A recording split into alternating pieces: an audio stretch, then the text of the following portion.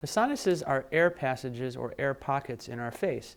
They include the frontal sinuses, which lie behind the forehead, the maxillary sinuses, what we classically consider our sinuses, behind the cheeks on either side, the ethmoid sinuses, which lie between the eyes, and finally, a set of sinuses in the back of the nose called the sphenoid sinuses.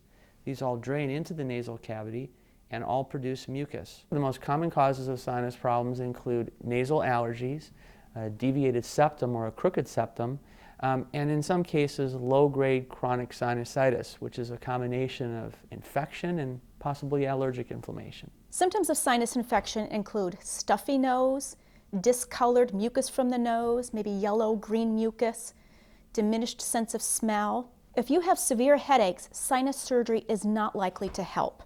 Most of the time, severe headaches are caused by migraine headache or other headache conditions.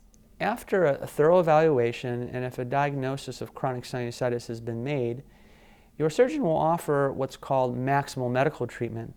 That may include a combination of extended antibiotics, oral steroid treatment, sinus irrigations, and topical nasal steroid sprays.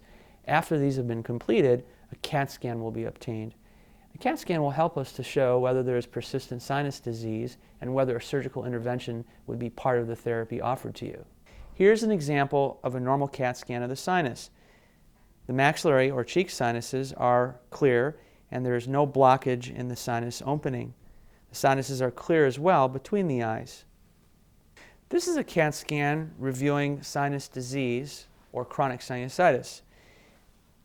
The sinuses between the eyes are blocked and have gray tissue or polyps obstructing the sinus passages.